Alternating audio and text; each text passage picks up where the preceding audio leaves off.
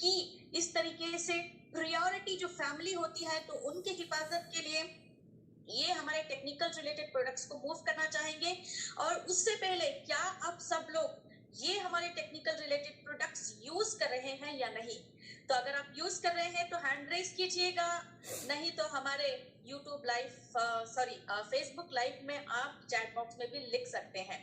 तो yes, I can see so many hand raises definitely, कि क्योंकि हमको कस्टमर्स को बताने से पहले सबसे पहले हमें खुद यूज करना है, उसके बेनिफिट पहचानना है, देखना है किस तरीके से ये हमें फायदा पहुंचा सकते हैं, राइट? तो 2 मिनट के अंदर मैं ज्यादा डिटेल में नहीं जा रही हूँ, बट यस, थोड़ा सा प्रोडक्ट के हाइलाइट्स में डेफिनेटली बताना चाहूंगी। तो वो है हमारा पहला product of the day, Modicare enviro globe. Modicare enviro globe को कंप्लीटली एज ए समरी हम बोल सकते हैं कि it's a radiation protection device. So just मैं 5 to 10 मिनट्स ही बताऊंगी इस प्रोडक्ट के बारे में। हमारा आज का पूरा जो है लाइव डेमो पर ही ज्यादा टाइम जाएगा, तो इसीलिए तो मैं इन 2 प्रोडक्ट्स के जो मेन हाइलाइट्स हैं वो बताना चाहूंगी कि हमें किस लिए हमारा मोदीकेयर एनवायरो ग्लोब और कैसे फायदा पहुंचाता है, किस लिए जरूरी है। It's a radiation protection device. आप सब लोग जानते हैं या हम सब लोग जानते हैं कि air pollution is the biggest cause for each and every problem, क्योंकि हमारी नाक से जो है हम आसानी से हवा के जरिए बहुत सारे माइक्रोब्स हो गए, जर्म्स हो गए, या किसी भी तरीके के एंटीजेंस हो गए, बैक्टीरियास हो गए, तो इजीली जो हमारी सांस के जरिए हमारे लंग्स तक पहुंचते हैं, वहां से हमें रेस्पिरेटरी रिलेटेड प्रॉब्लम शुरू हो जाती है पहले, तो बाद में धीरे धीरे दूसरी प्रॉब्लम हो सकती है depending on the immune system of the person. But अभी मैं बताऊं, ये आपको बहुत ही शॉकिंग होगा कि एयर पोल्यूशन से भी ज्यादा खतरनाक हमारा रेडिएशन है, क्योंकि आप जैसे जानते हो कि स्मोकिंग कैन कॉज कैंसर। तो इसको प्रूफ होने के लिए, जैसे आप सिगरेट की पैक के ऊपर देखते हो कि स्मोकिंग कैन कॉज कैंसर लिखा हुआ होता है with all the lungs and all जो स्पॉइल हो गए होते हैं, तो ये सारे थ्रोट में किस तरीके से थ्रोट का कैंसर वगैरह पिक्चर डालने के लिए और कंप्लीटली बोल्ड लेटर्स में लिखने के लिए सिगरेट के पैक के ऊपर कि स्मोकिंग कॉजेस कैंसर, इसको प्रूफ करने के लिए कितने सालों की मेहनत, कितने सालों का सर्वे और कितने सालों का जो है डॉक्टर्स की पीएचडी की इनकी डिग्री भी इसमें इन्वॉल्व है, इसको प्रूफ करने के लिए। यस माय डियर फ्रेंड्स, तो जैसे हम लोग एक सिगरेट को हम अपने बच्चों के हाथ में लेके जाके नहीं देते हैं, उसी तरीके से आप जब भी आप किसी भी तरीके के इलेक्ट्रॉनिक और इलेक्ट्रिकल डिवाइसेस के आसपास हैं, या आपके डेफिनेटली हमारे आसपास बहुत सारे इलेक्ट्रिकल और इलेक्ट्रॉनिकल डिवाइसेस हैं, क्योंकि हमारी लाइफस्टाइल इस तरीके से हो गई है कि हम इन चीजों के ऊपर बहुत ज्यादा डिपेंडेंट है, चाहे लाइट्स हो, नॉर्मल इलेक्ट्रिकल बल्ब्स हो, ट्यूबलाइट्स हो, या लैपटॉप हो, आपका मोबाइल फोन हो, या वाईफाई राउटर्स हो गए हो आपके ऑनलाइन सिस्टम में आजकल बहुत ज्यादा है, तो इसीलिए हम लोग वाईफाई राउटर्स डेफिनेटली घर पे लगाते हैं, या आपके घर के आसपास मोबाइल टावर्स हैं, इलेक्ट्रिकल लाइंस हैं, ट्रांसफॉर्मर्स हैं, या कुछ भी है, माइक्रोवेव ओवन है, या रेफ्रिजरेटर है, इलेक्ट्रिकल एंड इलेक्ट्रॉनिक्स डिवाइस जो भी है, तो यहाँ से जो है रेडिएशंस जो है इलेक्ट्रोमैग्नेटिक वेव्स रिलीज होते हैं, जो कि हमारी बॉडी को बहुत ही ज्यादा नुकसान पहुंचाते हैं। Cigarette can cause cancer prove होने के लिए इतने साल लगे हुए हैं, अभी और भी ज्यादा साल लगेंगे। रेडिएशन कैन कॉज कैंसर पूरे बोल्ड लेटर में कहीं पर भी आप बैनर्स देखेंगे, कहीं पर भी आप बोल्ड लेटर्स में देखेंगे, एडवर्टाइजमेंट हो गया, कहीं पर भी आप देखने के लिए बहुत साल लग जाएंगे। बट हमको उन सालों का इंतजार नहीं करना है, उससे पहले ही हमें प्रिवेंशन लेना बहुत ज्यादा जरूरी है। My dear friends, air pollution से हमें 4 या 5 तरीके की प्रॉब्लम हो सकती है, बट रेडिएशन से 6, 7 या 8, 10 तक की नंबर ऑफ प्रॉब्लम्स हो सकती हैं हमें। इन प्रॉब्लम्स के बारे में हम लोग बात करें तो नॉर्मल डिजीनेस रिलेटेड प्रॉब्लम से शुरू होते हुए, नॉर्मल एलर्जिक रिलेटेड प्रॉब्लम से शुरू होते हुए एक्सट्रीम लेवल तक इनफर्टिलिटी रिलेटेड प्रॉब्लम्स हो सकती हैं, बर्थ डिफेक्ट में प्रॉब्लम हो सकती है। सोचिए रेडिएशन इतने लेवल तक डीएनए तक हमारे डैमेज कर सकता है, इतने माइन्यूट लेवल तक क्रोमोसोम डीएनए तक ये डैमेज कर रहा है हमारे बॉडी के, जहां से हमारी लाइफ की शुरुआत होती है।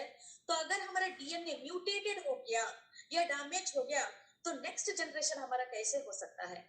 डेफिनेटली ऑबनॉर्मल होगा। जैसे कि हिरोशिमा और नागासाकी में जिस तरीके से बॉम्ब वो गिराया गया था, उससे कितने सारे जनरेशन तक कितने अबनॉर्मलिटीज होती गई है। इमेजिन कीजिए रेडिएशन के इल इफेक्ट से जो है नेक्स्ट जनरेशन पर भी हमारे बहुत ज्यादा इल इफेक्ट्स होने के चांसेस हैं। तो इसीलिए ये प्रूव होने का इंतजार मत कीजिएगा कि रेडिएशन कैन कॉज कैंसर। ये बोल्ड लेटर में definitely down the lines after 5 years हो या आफ्टर 7 इयर्स या with in that time after 3 years भी प्रूव हो सकता है। तो तब तक इंतजार मत कीजिएगा, डेफिनेटली प्रिवेंशन लेना है। किस तरीके से आप प्रिवेंशन लेंगे? तो with the help of our radiation protector device Modi care का एनवायरो ग्लोब। मोदी केयर का एनवायरो ग्लोब क्या है? एक बहुत ही यूनिक टेक्नोलॉजी से बनाया गया है, क्योंकि रेडिएशन के सपोर्ट से ही, इलेक्ट्रोमैग्नेटिक के रेस के सपोर्ट से ही हमारे इलेक्ट्रॉनिक और इलेक्ट्रिकल डिवाइसेस काम करते हैं। उसके बगैर वो काम नहीं करेंगे, वर्क नहीं करेंगे। तो इसीलिए ये डिवाइस जो है हमारा एनवायरो ग्लोब एक बहुत ही यूनिक टेक्निक से बनाया गया है। हमने रेडिएशन को ऐसे ही रखा हुआ है, बट रेडिएशन का हमने नेचर चेंज कर दिया है। जैसे कि आप देख सकते हो, रेडिएशन का जनरल नेचर होता है कांस्टेंट वेव्स। मतलब जैसे कि आप समंदर में देखते हो लहरें, या दरिया में देखते हो आप लहरें जैसे आती हैं, जैसे मोटे मोटे फॉर्म में लहरें आती हैं, राइट। और जब आप ऑब्जर्व करोगे कि ईसीजी में कोई भी हॉस्पिटलाइज है या आईसीयू कंडीशन में है, आपने कभी ना कभी कहीं ना कहीं मूवीज में हो, सीरियल्स में हो या लाइफ में हॉस्पिटल में हो, ऑब्जर्व किया होगा आपने कि किस तरीके से शार्प लाइन में हमारे ईसीजी की जो है रीडिंग्स होती हैं, राइट। तो शार्प वेव्स होते हैं, देन छोटे छोटे short, then again it will go high, sharp edges होते हैं इस वेव्स के, ठीक है। तो उसको हम कांस्टेंट वेव्स कहते हैं। और इस वेव्स में जो है हमारी बॉडी रिस्पॉन्ड करती है, हमारी बॉडी रिएक्ट करती है, हमारी बॉडी उसको आंसर करती है और अडेप्टेबल हो जाती है। कांस्टेंट वेव्स कैसे होते हैं? मोटे मोटे वेव्स, उनकी फिनिश शार्प नहीं होती है, मोटे मोटे वेव्स होते हैं, जिसकी वजह से क्या होता है, हमारे बॉडी को ये रेडिएशन के कांटेक्ट में जैसे ही हमारी बॉडी आती है, तो उस वक्त जो है हमारे बॉडी के ऑर्गन्स में कम्युनिकेशन प्रॉपर्ली नहीं होता, हमारे बॉडी के सेल्स में प्रॉपर्ली कम्युनिकेशन नहीं होता। जब एक दूसरे से सेल्स कांटेक्ट नहीं करेंगे तो डेफिनेटली उनका कांटेक्ट वहीं पे इंटरप्ट होके जो है हमारी मेमोरी लॉस रिलेटेड प्रॉब्लम हो सकती है, या डीएनए में कहीं ना कहीं जो है म्यूटेशन हो के हमें किसी भी तरीके की प्रॉब्लम हो सकती है, कैंसर हो सकता है या थोड़े नॉर्मल डिजीनेस हो सकते हैं, लाइट हेडेडनेस हो सकता है, कहीं ना कहीं आपको चक्कर आ सकती है और बीच बीच में बात करते हुए आप भूल जा सकते हैं थोड़ी चीजें। तो इस तरीके से होता है हमारा जब कम्युनिकेशन गैप होता है। तो ये यूनिक टेक्नोलॉजी से हमने क्या किया हुआ है कि इस वेव्स को, जो ये मोटे मोटे वेव्स होते हैं, उसको हमने शार्प वेव में, जैसे कि ईसीजी का आपने देखा हुआ है स्क्रीन के ऊपर, इस तरीके से वेव्स में हम लोग कन्वर्ट किए हैं। इसीलिए हम इसको कहते हैं constant wave to random form में। तो रैंडम फॉर्म में हमने कन्वर्ट किया है, जिसकी वजह से ये जो हमारी बॉडी जैसे ही रेडिएशन के कांटेक्ट में आती है तो ये ह्यूमन फ्रेंडली हो जाते हैं। और ये सारा प्रोसेस कैसे होता है, एक मैं प्रैक्टिकल एग्जांपल के जरिए आपको बताना चाहूंगी। आपको चाहिए अपने घर में एक पार्टी है, पार्टी का थीम है रेड कलर, तो रेड कलर की लाइटिंग चाहिए। आपके पास टाइम नहीं है कि रेड कलर का लाइट लेके आके आप घर में लगाएं, तो इसीलिए आप क्या कर सकते हैं, यहाँ पे उस लाइट के नेचर को चेंज कर सकते हैं। कैसे? आप क्या करेंगे, रेड कलर का एक फिल्म लेके आएंगे या रेड कलर की प्लास्टिक कवर लेके आएंगे, ठीक है। तो उस व्हाइट कलर के बल्ब के ऊपर आप उस फिल्म को चढ़ा दीजिएगा या रेड कलर की इस प्लास्टिक कवर को डाल दीजिएगा। आप स्विच ऑन कीजिए, पूरे रूम में रेड कलर, पूरे रूम के अंदर रेड कलर की थीम हो जाएगी। तो ये हो गया आपके घर का थीम। यहाँ पे हमने लाइट को चेंज नहीं किया हुआ है, लाइट वैसा ही है, उसकी नेचर को चेंज किया हुआ है हमने प्लास्टिक का फिल्म चढ़ा के। उसी तरीके से हमने रेडिएशन को चेंज नहीं किया हुआ है, क्योंकि रेडिएशन के बगैर कुछ भी इलेक्ट्रिकल एंड इलेक्ट्रॉनिक डिवाइसेस काम नहीं करेंगे। तो इसके नेचर को चेंज कर दिया हुआ है ताकि ये ह्यूमन फ्रेंडली हो सके और हमारी बॉडी में, हमारे सेल्स के अंदर किसी भी तरीके का ये डिस्ट्रैक्शन या इंटरप्शन क्रिएट ना कर सके, जिससे जो है ये ह्यूमन फ्रेंडली हो जाते हैं रेस, और हमारे हेल्थ रिलेटेड कोई भी इश्यूज नहीं होंगे। तो इसीलिए इस प्रोडक्ट को जो है इंटरनेशनली सर्टिफाइड किया गया हुआ है सिंगापुर ग्रीन बिल्डिंग काउंसिल के साथ, सीई सर्टिफिकेशन के साथ। रिसेंटली इसको प्रूव भी किया गया हुआ है। जो भी इलेक्ट्रिकल सर्वर्स है, इलेक्ट्रिकल लाइंस है, मोबाइल टावर्स है, या किसी भी तरीके के इलेक्ट्रिकल और इलेक्ट्रॉनिक डिवाइसेस से जो है आपके रेडिएशन, इलेक्ट्रोमैग्नेटिक रेस जैसे रिलीज होते हैं।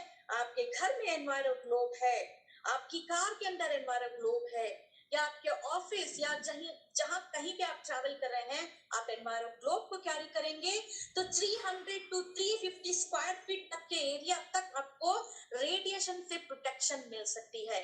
आपको आप फील कर सकते हो कि जनरली कभी कभी लाइक लाइट हेडेडनेस हमें हो जाता है, हमको पता नहीं चलता है कि किस रीजन की वजह से हमें ये हेडेक हो रहा है, या कभी कभी लाइक आपको चक्कर जैसी होने लगती है। तो ये सारे जो है माइन्यूट आसार होते हैं रेडिएशन के कांटेक्ट में जब हमारी बॉडी आती है, और हमारी बॉडी में मिसकम्युनिकेशन या कम्युनिकेशन गैप हो जाता है। तो इसीलिए माय डियर फ्रेंड्स, हमारा बहुत ही एक सिंपल और अमेजिंग डिवाइस है, बहुत ही क्यूट से डिवाइस भी मैं बोल सकती हूँ उसको। आपके घर में एक डेकोरेटिव पीस जैसे भी काम करेगा, और जो है 300 टू 350 स्क्वायर फीट तक जो है रेडिएशन से आपको प्रोटेक्शन भी देगा। आप कहीं पर कार में जा रहे हैं, 4-5 लोग बैठे हुए हैं, 4-5 लोगों के पास जो है मोबाइल फोन भी होगा, तो इतने सारे लोग, बच्चे भी रहेंगे, छोटे छोटे बच्चे। इमेजिन कीजिएगा छोटे छोटे बच्चों को जो है रेडिएशन के कांटेक्ट में आते हैं तो कितना उनकी छोटे से ब्रेन के ऊपर असर पड़ सकता है। तो इसीलिए इन सब की सेफ्टी के लिए आप कहीं पर भी इजीली इसको कैरी कर सकते हो, हमारा एनवायरो ग्लोब। तो इसको 350 स्क्वायर फीट तक लिविंग रूम में है, आप बेडरूम में है, या किचन में, कहीं पर अब जहां चाहे आप इसको रख सकते हो और कैरी भी कर सकते हो। इसको रिचार्ज भी वेरी वेरी सिंपल तरीके से कर सकते हैं, वीकली वंस।